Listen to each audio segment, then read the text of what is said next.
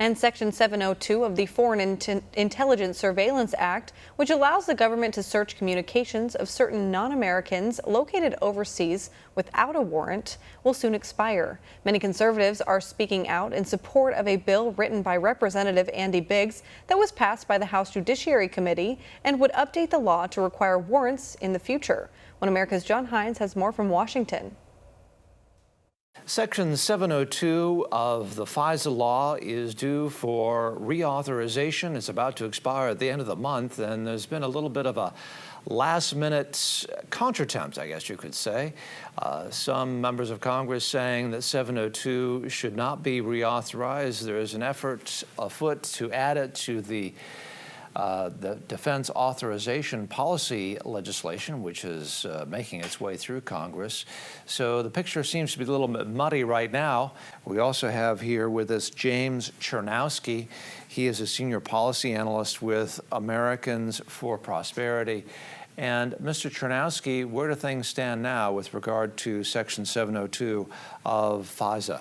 So right now, as you mentioned, there is the Section 702 reauthorization. That's a short-term reauthorization included in the National Defense Authorization Act. But the reality is that that's very problematic because the way that it's structured is that it would actually not be a 4-month extension until April of 2024, but rather an extension until April of 2025, because the way that it is structured in terms of language, the intelligence community would just go and seek a recertification from the courts for an additional year. So there needs to be fixes to the language there, and I think that that's why you're seeing members like the House Freedom Caucus and whatnot go and oppose the NDAA as it's currently done. Remind us again what FISA stands for, why it's important, and where 702 came from and how that relates to FISA.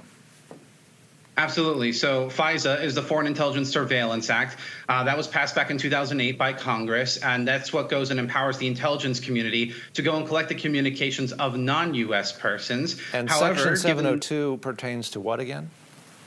Section 702 is what enables the intelligence community to collect the communications of non-U.S. persons. But now here's the rub, though, and it's what people wonder about, is this is the Foreign Intelligence Surveillance Act, and yet we find out about Americans being monitors. How does that happen? Yeah, because of the way that data is stored in general, it's all over the world. And that means that when they're going and targeting a non-U.S. person, sometimes incidentally, you get the American data that gets collected with that. And the intelligence community believes that under current law, that they can go and view Americans' data without a warrant.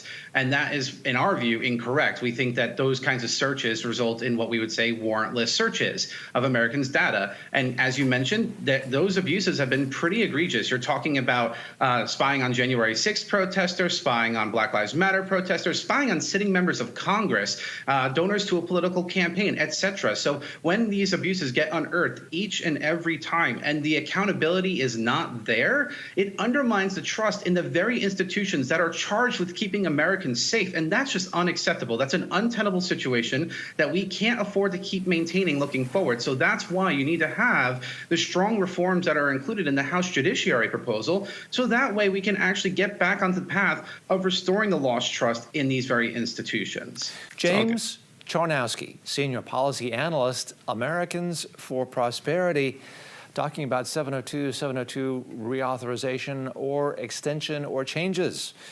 Thank you very much for talking to us on One America News, sir. For all our viewers asking where One America News is heading in the future, we would like to introduce you to OAN Live. OAN Live is the best way to stay up to date on all of the hard-hitting, straight-shooting, national and international headlines. And the best part is, OAN Live is only $4.99 per month. All the credible, honest, unbiased reporting One America News offers at a fraction of the cost of cable. Just go to OANN.com to easily sign up for OAN Live and stay informed.